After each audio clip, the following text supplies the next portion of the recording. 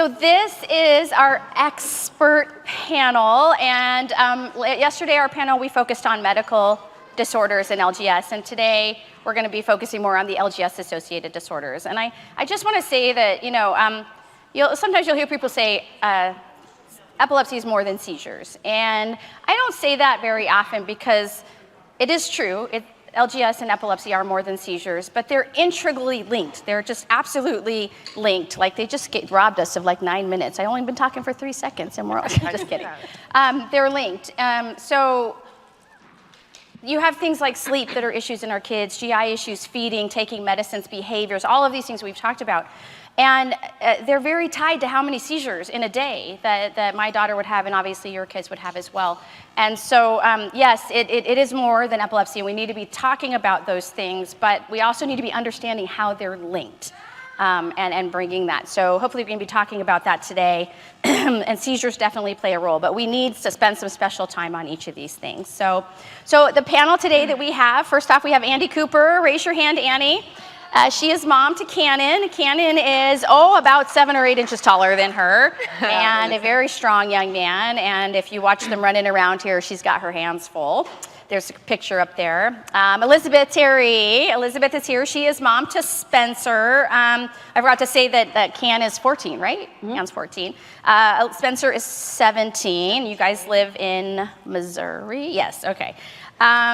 So she is mom to Spencer, who is not here with us today, but we miss her terribly. Glad she's having a good time at home. Jeannie, you want to raise your hand? This is Jeannie Schner. She is mom to Jackson, along with a number of other kids. You've got 3 total, right? And one of them is here, Tenley. Jackson is 12, and Jeannie has an interesting story. So if any of you guys have ever got our new family welcome kits, we have some here if you're a new family. We'll give you a welcome packet to LGS. Welcome to LGS. That sounds horrible. Yeah. There is a comic book in there, and that comic book was created and based off of Jackson and Tenley's story and relationship. So there are little comic book pictures up on the slide as well. So welcome. And then we also have Kaylee Keene. She works at the LGS Foundation. She is mom to Dylan, who is 14. And of course, last but not least, is Kara Fox, mom to Julian, who is 14.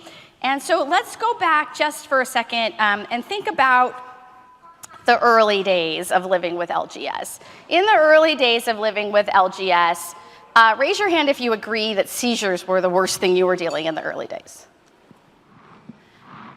Raise your hand if seizures are still in your top 5, or raise your hand if seizures is still the number 1 thing that you're dealing with today. I mean, you're dealing with seizures, but it's still your number 1. Yeah. You see this a lot in our community, and the reason for that, I think, is because we learn how to deal with the seizures, but we're never taught how to deal with all of the other things.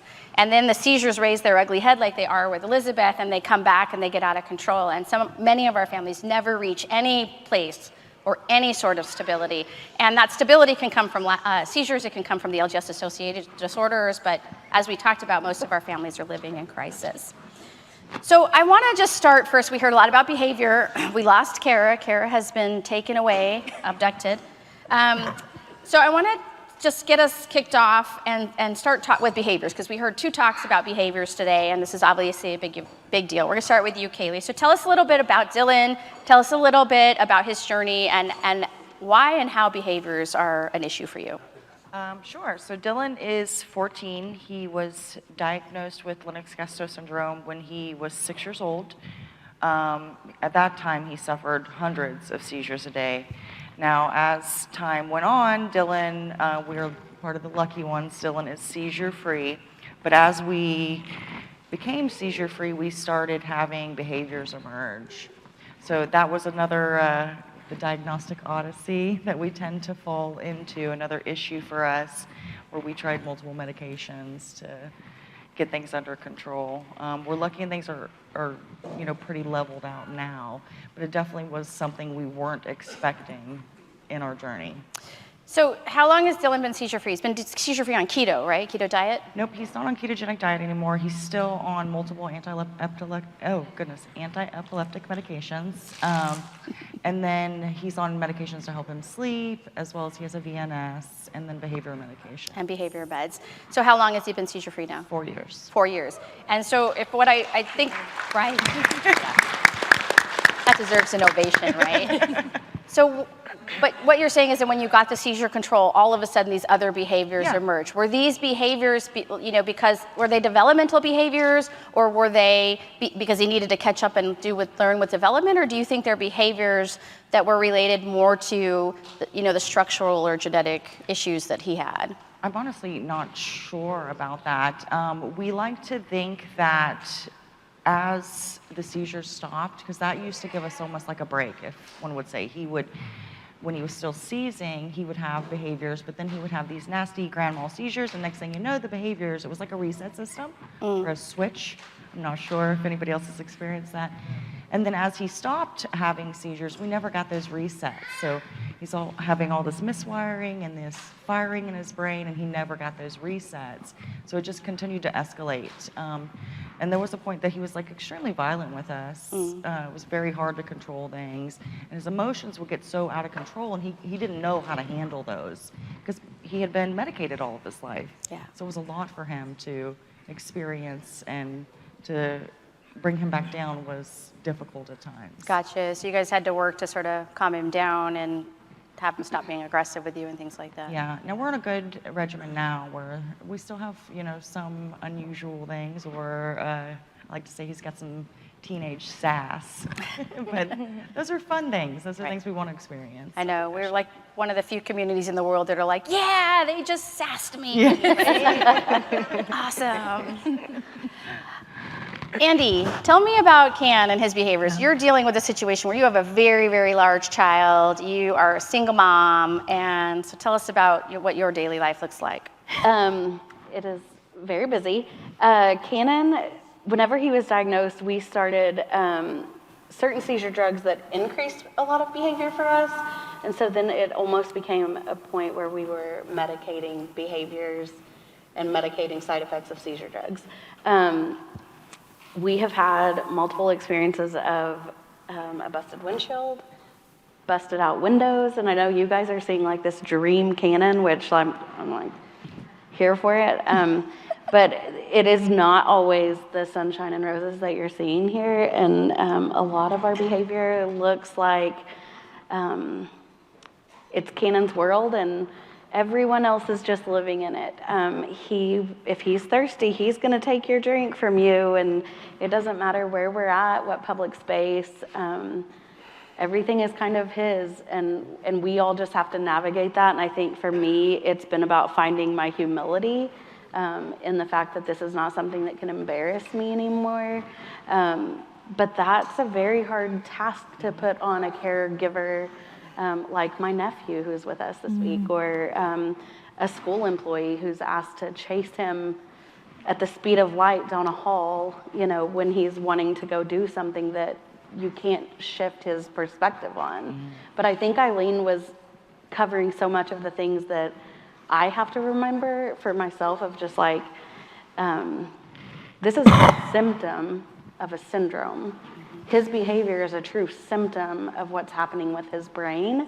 And he just, as long as we can be mindful of that, I think as families and caregivers, it's super important to just take that deep breath. And, when he busted my window out of my house, I had to call my mom. I said, I've reached my limit. I need you to come up. I definitely have those days, but mindfulness is something my dad introduced me to, and it's something that I can do within my home. It is still self-care. It's just not glamorous, and it's not a spa day, but it's something that I can do for myself to not lose myself in those moments of really destructive behavior. I learned so much from this community, and when Savannah kind of transitioned for me, that little kid that you could scoop up when they were having a tantrum or a seizure, right, to getting bigger, she's the same height as me, but she's quite a few dozens of pounds lighter than me. She's small and frail. I would say, how can I manage it? And then I would just look at Andy and think, if she can handle what she's handling, if she is that amazing of a woman and she is finding a way, I can stop whining about that. And Bruno, I'll stop whining about Bruno too. But You can still complain about Bruno. Mine's Buzz. I never cease to be amazed at the resilience of this community to take a challenge and say, okay, this is our new thing, and we're just gonna get back up and move forward. Speaking of getting back up after being knocked down, Jeannie, you've got some serious behaviors going on in your house. Jackson is also very, very big, and he's not even fully grown. He's nonverbal. He's got a lot of sensory mobility issues, and from what I can tell on Facebook, you are his favorite hugging thing. And so he's much, much taller than you. So tell us about your days in Jackson and managing his behaviors. So Jackson is 12, and I'm fairly short. Jackson is about 5'4", so he does tower over me. And at this time, I can't carry him anymore, but he still will give me the leg up and say, like, come on, Mom, like, and climbs up me. And we're just getting to that point where we can't do it. So we've had to make changes to our house. I have 2 younger children, and it's hard. I'm going to cry, but...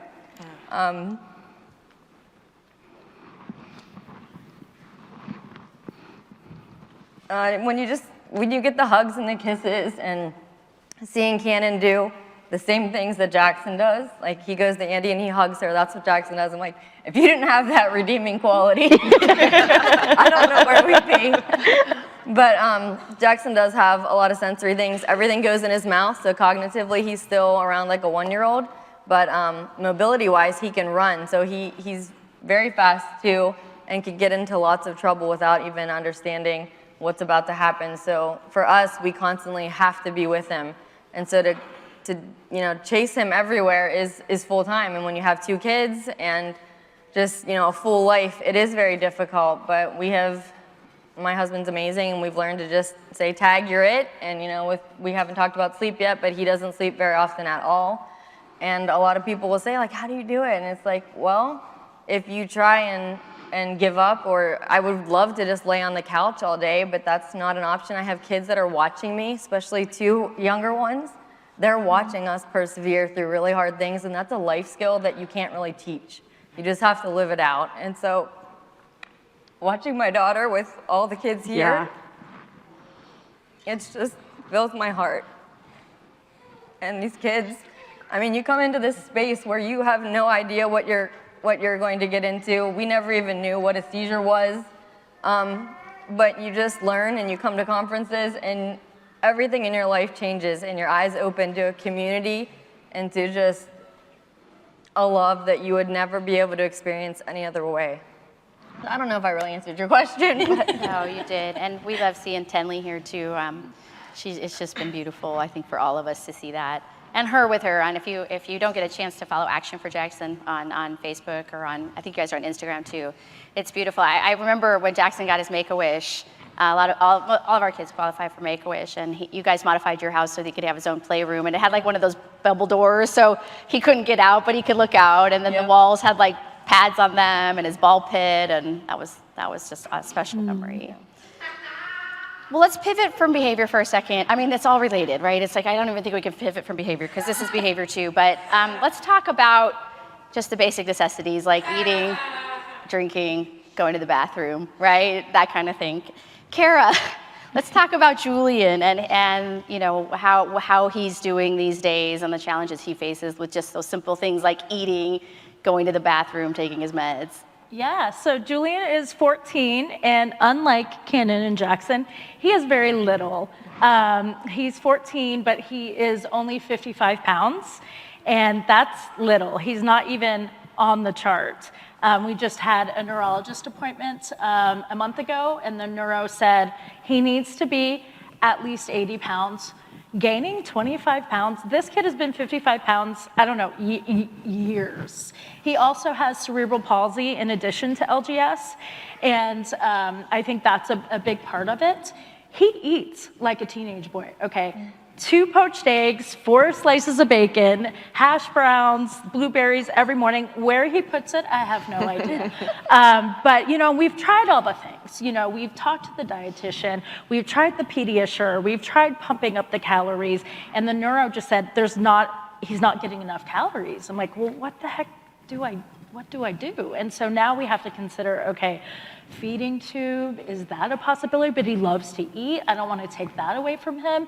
I consider medications not based on seizure control, but is it going to cause loss of appetite? Is it going to cause weight loss?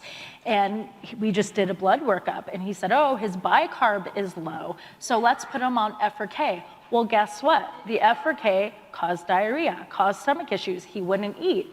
Have to take him off that. We didn't try the keto because you lose weight. You know, I think the weight loss is more of a factor right now. I'm like, okay, he's only having 2 to 3 seizures a day. I think most people have seen Julian have a seizure here. I'll take that over weight loss at this point in my life. I just want my kid to gain weight at this point. Yeah, our kids tend to run really, really small, right, anyway, and I don't know if it's the seizures, the LGS, the medicine, sometimes it's the original issue, and we have a lot of our families, it's always such a struggle. Should we get a G-tube? Should we get, some other feeding tube for them? Could they do both, like by mouth and tube? Right. And then you have some families come back and say, oh my gosh, this is the best thing that I've ever done. And then you have other families come back and like, I can't figure out how to work this thing, right? Well, I talked to Elizabeth because Spencer just recently got the G-tube, right? And I'm kicking and screaming every way. Maybe you guys can talk me out of that. But because I'm like, my kid loves to eat and I don't want to take that away. But I know the parents are like, this is the best thing that's ever happened. Well, and you can have a G-tube and eat orally. Okay, so that might be an option. Okay. Yeah. See, we're still learning from each other. We're still learning. Say again?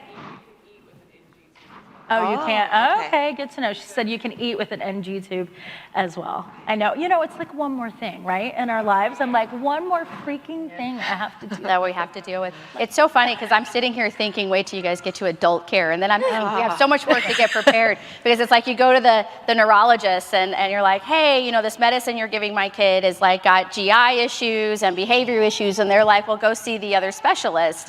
But they're terrified of the anti-seizure medicines that the neurologist in adult. They wasn't trained as a pediatrician, so he's like, I'm the brain doctor. And I'm like, but it's all connected. Well, can you talk to each other? Jennifer Griffin, who is virtual, hi Jen, always talks about how many oologists do you have, right? I'll text her and be like, oh, we added another oologist to our list. Yes, we have all the oologists. So let's talk about taking medicines for a second. So how do you get your kids to take medicine? Tricks, tips, do you? I mean, I'll start. So I feel like we do a variety show. My husband and I apparently we missed our comedian callings, but I feel like 2 times a day it's the Ruben and Tracy hour, and it usually takes 45 minutes to an hour of dancing and look, medicine, right, whipped cream, and we had one time.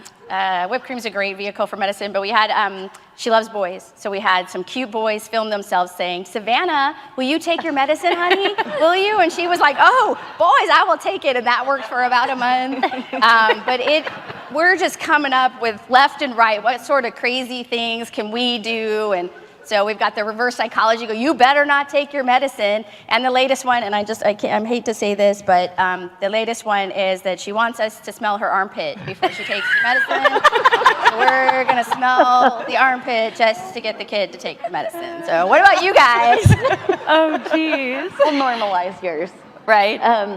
For us, we do, we cut the tops off of strawberries or we put them in slices of oranges. And he's always been real successful doing that because he is a big eater. But we did start one seizure drug that made him seizure-free, but he quit eating on it. And we were like, that trade-off is not going to work for us because it's the only way he takes meds. And so we pulled him off of that so he would continue to take meds. Ouch. Yeah. That's tough. It does definitely become about quality of life later on, right? Yeah. Like I said, we could stop our kids' seizures if they were in a coma, but Right. It's about balancing that quality of life. Yeah. What about the rest of you guys? Now, nobody wants to be like, we don't know how we get our meds in them. Bribery.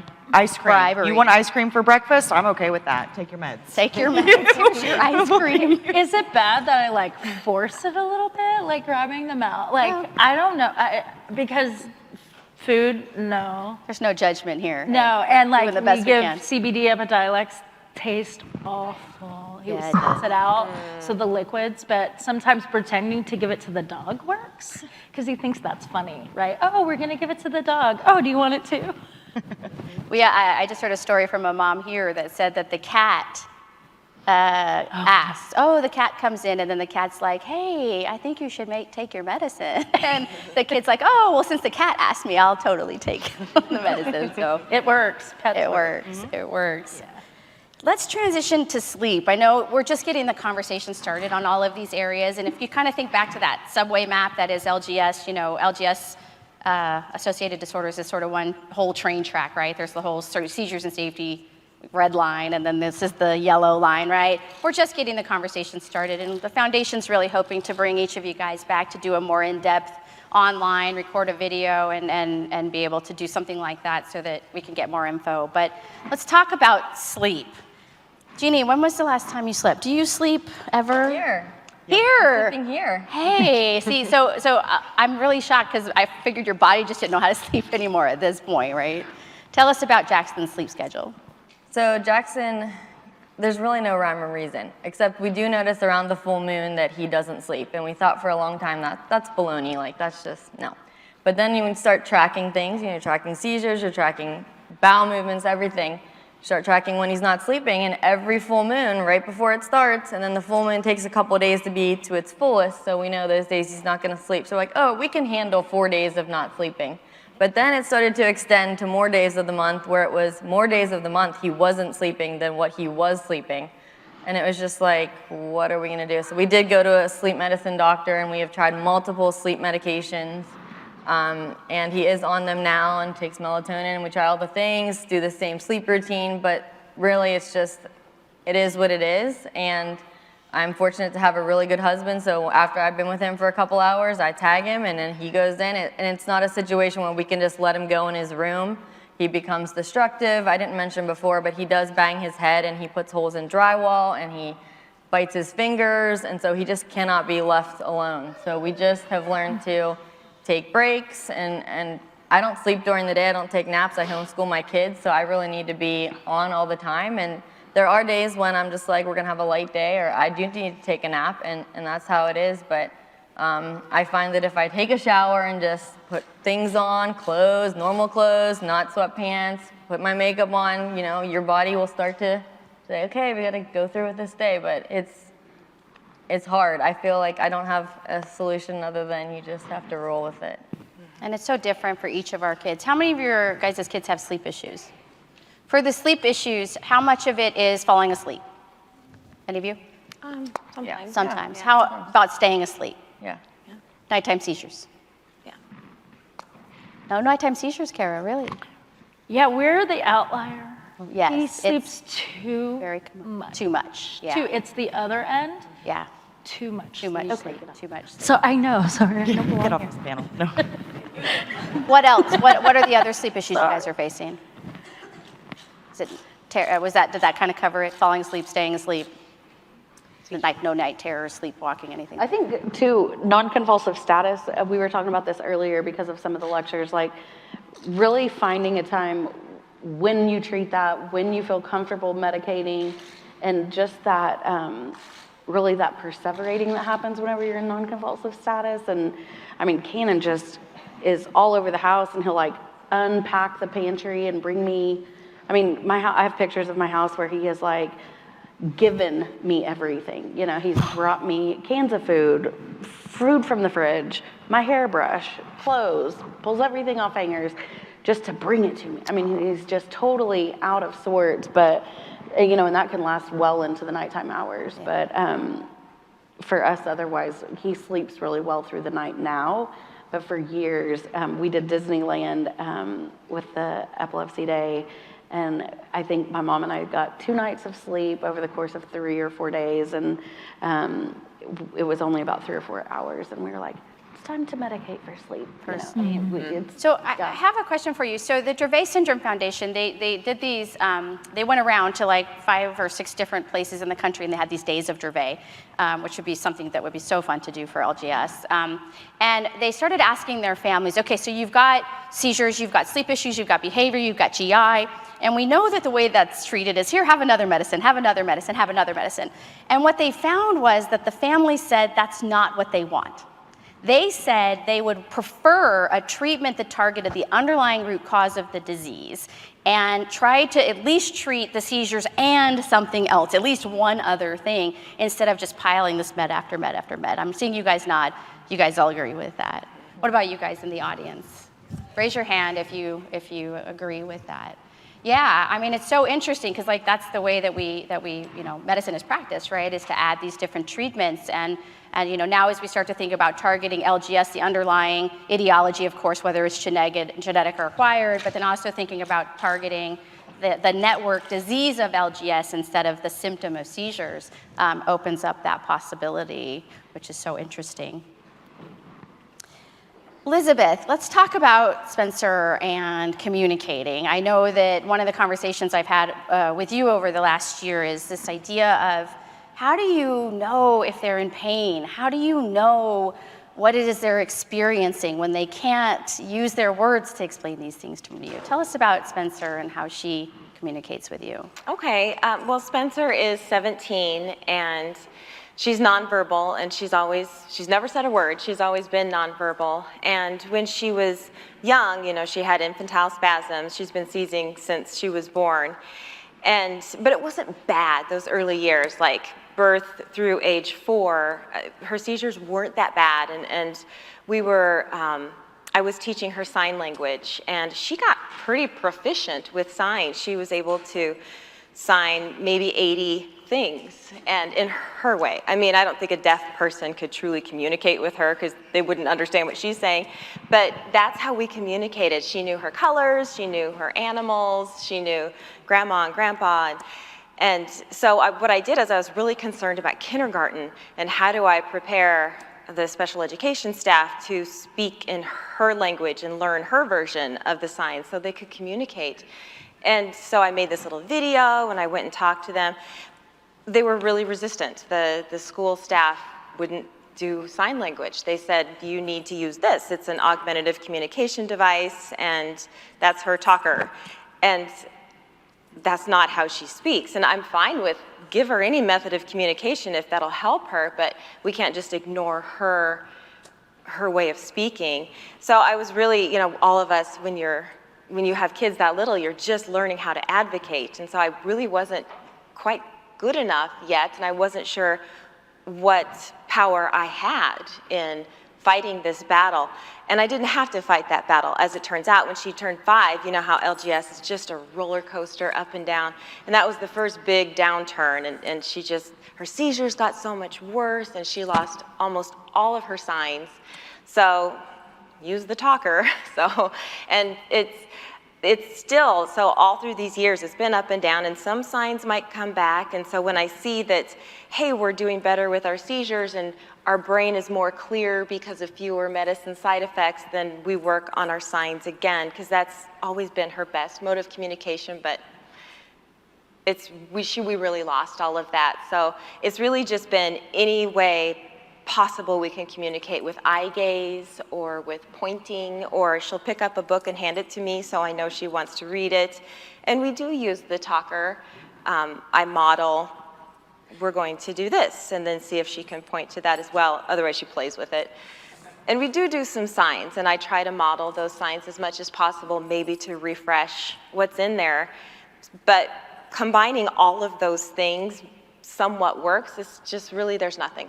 I'm really just her mom, and I know what she wants. On the one hand, I know what she wants and how she feels.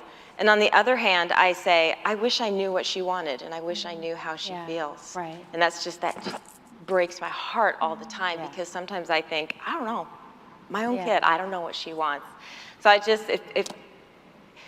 had 17 years, so if you with your young kids walk away with anything, remember that you have the power to advocate for your kid to speak in their preferred language. That's something I want you to fight for. And just, Jeannie got me started here. But just also remember too, just how grateful we should be for the LGS Foundation for recognizing that LGS is not about seizures, and how much the foundation is doing to educate everyone else in the field of that fact, because that's important for all of us. Yeah, I know. It's communication started after you and I talked about Spencer's pain and nonverbal communication. I went and did a bunch of research on that and like how there's all of this work that's being done on how to understand pain in people who are nonverbal, because nonverbal doesn't mean that they don't communicate. They obviously have their ways of communicating, and I think that's the misconception, right?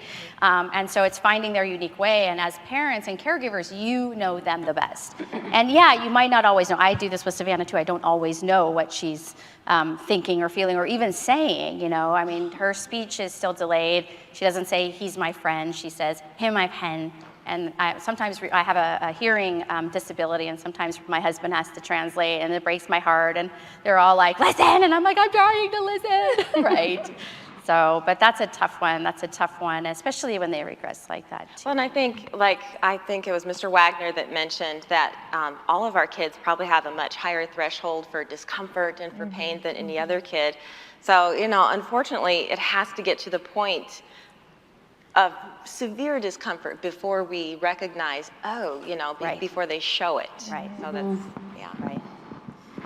Kaylee, so all of this stuff we're talking about, the behavior, the feeding, all of these challenges that we're facing, tie into the rest of the family. And Dylan has a brother. And he has behaviors. And then, you know, kind of going back to toileting, I feel like when we're on Zoom calls, Kaylee's like, wait, Dylan's on the toilet. I have to go, like, wipe his fanny, right? Yeah. Right, which I still do with Savannah. But how do you manage all of that and still stay focused on the fact that you have another kiddo and he has a brother, and not let all of Dylan's needs take over your life? I think when we had William, Dylan's sibling, it was important for us to realize or to make him feel like he was just as important as Dylan is. As with a special needs child, they take up so much time. So there's special things we do with William. He has William Wednesdays, that's his day. Something always happens that's special for him, whether it's just going to get some ice cream, McDonald's, whatever the case may be. But it was important to make him feel that he had some of that spotlight that Dylan constantly gets.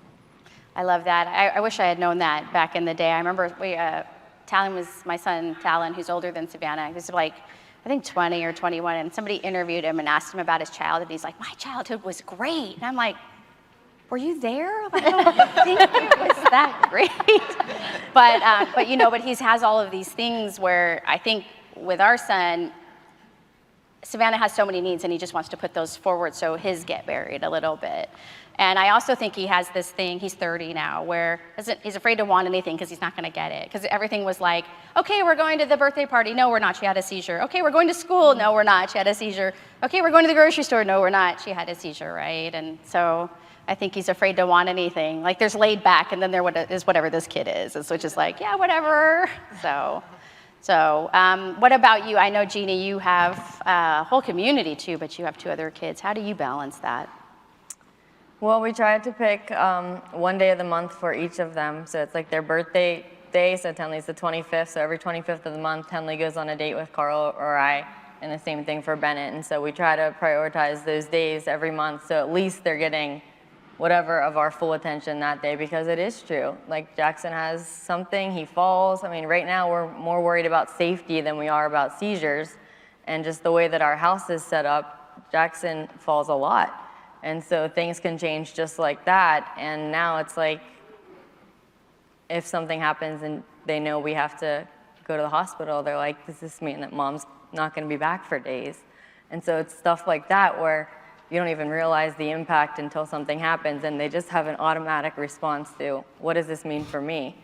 And so it just becomes really important to just be joyful and present in the moments that you have. And so many people like predict out and look at the future and plan the future, and I'm like, no, we got today, and we're gonna get through today, and whatever's on the calendar for today is what we're gonna focus on, because who knows what's gonna happen even over the weekend. And that just helps us to also just stay flexible, you know, and be able to hang with whatever happens. But we do really try to be intentional with our other 2 kids. Kara, does Julian go to school? He does. How does he manage? Oh my how do you manage all of that? Julian's walking around here, by the way. He's adorable. He's back there. Hi, Julian. Yeah. Julian and loves school. We have a great school. school system, and I'm so thankful for that because I can't stress the importance of like IEPs and having that in place and stating your needs. Like we have a lot of communication issues as well. But if I said Julian sleeps a lot, if I let him sleep, the doctor said, okay, if you just let him sleep, when would he wake up? I'm like, oh, I don't know, like 10 a.m., 11 a.m., but that means that affects school. Right? That affects his life. I don't want him sleeping all day. I want him to have a life. You know, we talk about that balance, right? And it's all about balance. So he's starting high school next year, and high school starts really early, 7:30, and I am so not looking forward to that. I think he takes after me. I am not a morning person. So right now I drive him to school, and if we're late, school starts at 9, then we're late. Like, I'm like, he slept in, whatever, and we just do our own thing.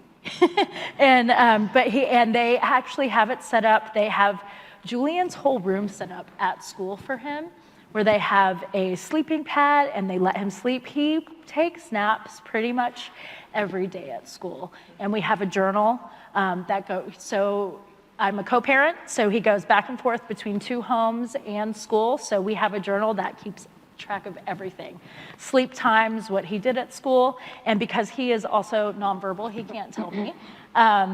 Everything is in there, but I drive him to school and he gets there when he gets there, and then he sleeps when he needs to sleep, and he dictates, you know, it's Julian's world and they're living in it at school. And then he comes back home, but high school is gonna be interesting because he's gonna start riding the bus, which he wrote the bus before COVID and it was fine, but I'm not looking forward to that, like whatever 7 a.m. pickup. That's not part of our schedule, and he's a sleeper. And also, he tends to have more seizures, like that sleep to wake. And so what happens is he wakes up, has a seizure, and then he wants to immediately go back to sleep. And he just sleeps a lot. Like his seizures can last up, you know, from 5 to 10 minutes, and it just knocks him out. Yeah. And it makes him really tired, and we tend to not give rescue meds because then he'll even sleep even more. Right. So I kind of have like the opposite issue. We got to like figure that out. But he loves school, so even if he's just awake for a couple hours, it's, you know, I want him to be happy. So. Yeah. Yeah. Savannah loves school too, and she also slept a lot. And I remember that moment. I don't remember if it was late elementary or middle school, where it was like we realized we needed to stop trying to shove Savannah into that box of school, which we should do with all children, honestly. And they needed to sort of adapt to her because she wasn't going to go to school at 7:05 in the morning. I'm lucky, you know, I hear these horror stories of other school districts, like, oh, they had unexcused absences, and I just laugh, like, really? Like,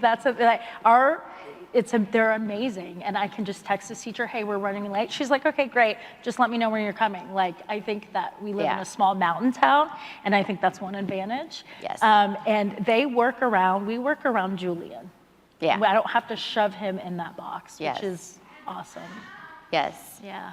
Does Jackson go to school, Jeannie? Jackson does go to school. Yep, he rides the bus, and it's wonderful, but he does get special permission to go later to school. So even though he doesn't sleep, he's still tired in the morning, so he's still laying around. So when the bus would normally come at 7:15, there's no way he's ready to get on the bus. So he gets picked up at 8:30, and then he gets to school at 9, and then he has his day, and then he comes home. So next year we're going to middle school, so we're a little nervous about that whole transition because you're with a whole new team, and you got to train everybody.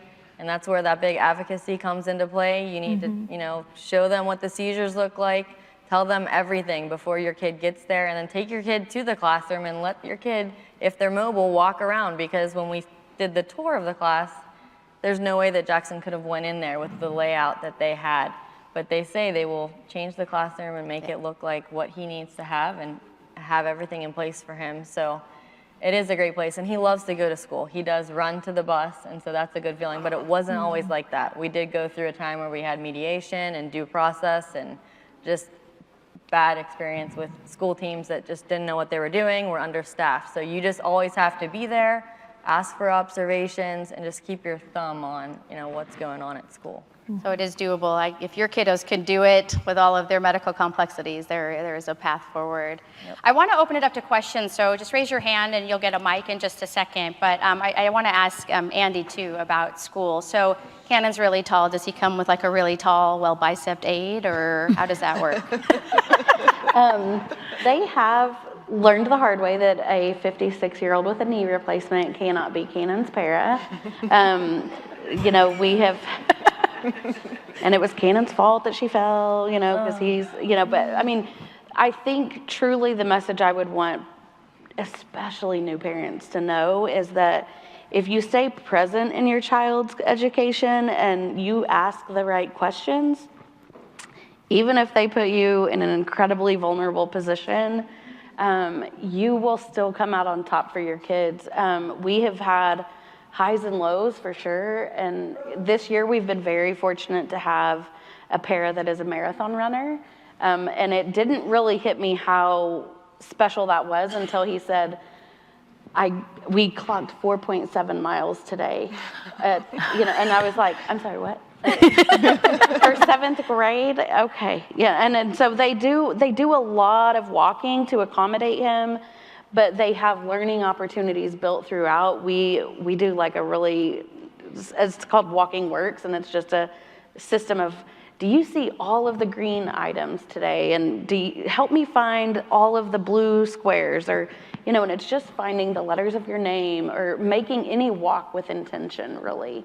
But yeah, school is really, really tough, and we have a lot of accommodations in place for him, and luckily, as time has gone on, we have been more successful and people are willing to listen. And I think that makes a big difference if you're willing to have those conversations, and then to staying really in a positive light. I think that is some of the best advice I was ever given, is to stay in that positive lane with the school if you can, because it's a really hard road to turn back from. Mm-hmm. Yeah. I mean, there's very few people out there. I mean, I think the systems are broken, but I've never met anybody that became a teacher or a para who didn't really want to help kids. Same with the doctors, right? They really want to help, but the system may be limiting. So we do have some questions online, and I think there's some questions out there, but just raise your hand if you, don't raise your hand. Would you agree that learning to deal with LGS has gotten easier from the first 2 or 3 years when you first got the diagnosis? Yeah. Yes. Because you've adapted, not because LGS got any easier. Right. Yes, okay. That's how I feel as well. So I have 2 questions I'm going to ask, and then we'll go to the audience. The first one is how many of your kids are able to indicate that they're in pain? Theo can't even cry. This is from Jen Griffin. Can your kid indicate that they're in pain? No. Raise your hand if they can. 2 no's, some yeses. Yeah, and you're like, sometimes maybe I can tell, and say, that's rough. We need to do something. My Julian broke his wrist, and it was broken for 5 days before we realized it was broken. Yeah. And I was like, there's something not right. Never indicated once that he has the highest pain tolerance. I think it's incredible. I mean, he's busted his head open twice. He has a scar here. Kid does not cry. Mm-hmm. Interesting. His pain tolerance is like through the roof. It's high, so Theo never too. I think he broke his finger or unsleeved it or something, and he would. If Cannon is really hurt, he will yell that you are a food item. Like he's like, he'll get up from a fall and he's like, "You're a hot dog." You are hurt. I get it. Yeah. Then it's like better than the alternative. Yeah, is that his version of swearing? You're a hot dog. Oh no, he swears. He has his version of swearing. Yeah. Savannah does too, but you can't understand it because she can't say F's or S's. Lucky for you. Yeah.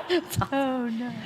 Does anyone on the panel use a medication to increase appetite that doesn't increase seizures? Does that exist? Does it exist? That was the comment here. I would be taking it if it existed. Let me know. Does one in the audience see Kara and me? See me, because I would love that. Let me go to the audience. Are there any questions out there? I can't see. I see one back there. Who has a mic? Just start talking. Sarah. So, Kara and Tracy, Adam's on ciproheptadine to increase his appetite. What? Ciproheptadine. Thank you, Dr. Sarah. Heptadine. Like, why You're welcome. doesn't my doctor tell me this, you guys? Right. Ciproheptadine. Cyproheptadine. Can you To write increase that down appetite. for me? Write that down. Right. All right. Cyproheptadine. Everybody say that 50 times fast. And then, Yeah, okay. and it has not increased his seizures, and he's gained 10 pounds in the last year. Oh, nice. Wait, we're talking later, girl. Yeah. And then I'm just curious how many, like Adam never cries. I haven't seen him cry since he was an infant. How many people in this room, their kiddos with LGS, do not cry? I'm just curious. Hardly ever. Hardly ever, yeah. Yeah. Yeah, and I wonder too how much that has to do with the brain network that's impacted in these kids. Because we talked about how our kids are dealing with the same brain network issues in LGS, but then also they have their underlying biology, right? So if we start to look at the different genes or the different causes, I wonder if the networks that underlies those effects are affecting like the pain centers. I think we have a question over here next. Oh, I just wanted to add, Kara, the cyproheptadine, they call it, the other name is periactin, and we put a lot of our patients on it who have like neurodevelopmental disorders for other reasons other than LGS, who are prone for seizure, like leukodystrophies and whatnot, and they tolerate it super well, and it really works. So Awesome, thank you. Can you say that one more time? So cyproheptadine is also called periactin. periactin. That's a little easier. Who names these? Periactin, I know. These. Before we go. Yeah. Okay, thank Right. you. Awesome, thank you. I love this. This is so helpful. Who has the next mic? Raise your hand or just start talking. I have a question over here. Great, go for it. I can't see, but I trust I you. guess it's not really a question, but it's from Kara. And the feeding tube, Yes. the thing that helps us the most is he never, ever has to taste those nasty medicines, ever. They all go through the G tube. That's a good Call. point. Okay, all right. Melanie Huntley, who's on our board, Tegan, she is watching from home. Hi, Melanie. And she said that they got the G-tube, and she also struggled with it for a really long time, but it's made all the difference for Tegan, her daughter. Okay. So, next question. Hi. I just wanted to mention when you guys were talking about school and one of you mentioned about being an advocate for your kid.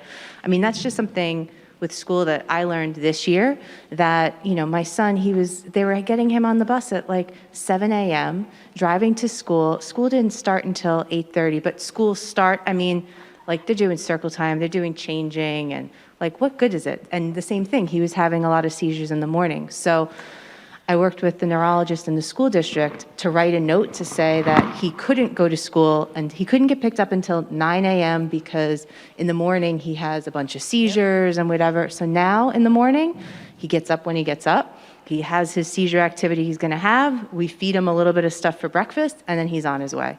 And it's helped us like de-stress our mornings a lot because we were getting so, nervous around, well, he's still seizing and the bus is going to be here and do we call it a cancel and then who's going to work? And so it just helped us organize everything. So like one of you were saying about being the advocate, like our kids, what are they missing in the morning really? Like if they're going to have a seizure, they're going to be sleeping anyway. And I'd rather him, get to school safely and then enjoy whatever part of the day he's going to have. So that's what we've done too.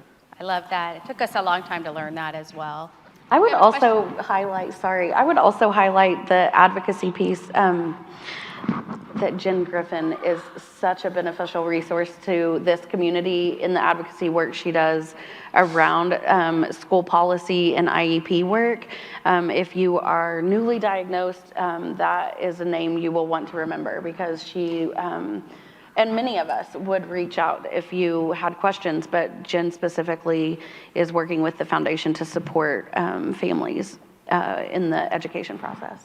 Yeah, we had some slides prepared. Jen couldn't make it, but her name's Jen Griffin, and she's our director of family support, and she makes a point of calling and emailing and trying to have a call with all of our new families.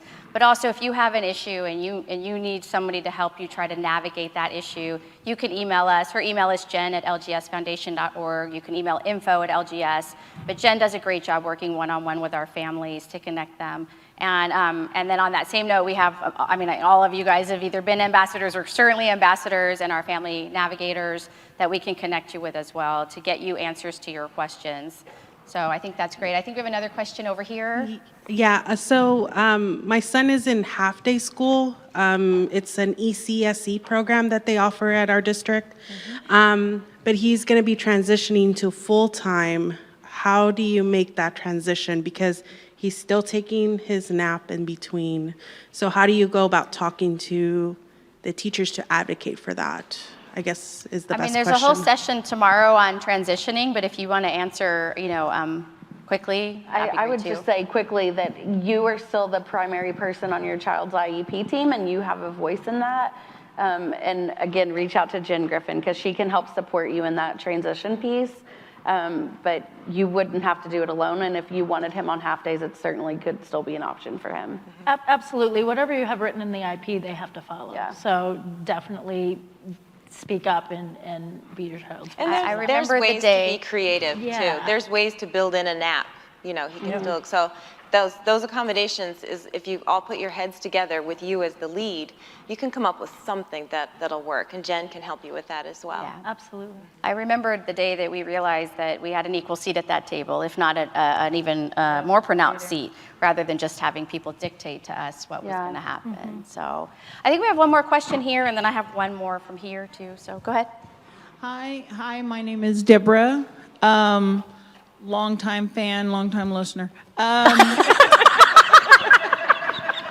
I just wanted to address the whole G button concern for so many parents who are fighting it. I too fought it forever because I just knew my son would rip it out, and I'd have to have major surgery every time I turned around putting it back in.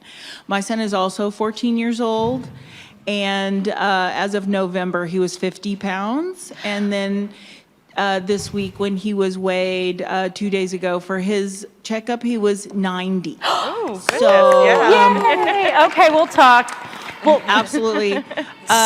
Surround me, convince With me. love, everybody. That's We're amazing. trying to- That's amazing. He eats like a lumberjack. Okay. And so the button has not changed that. Does he rip it out?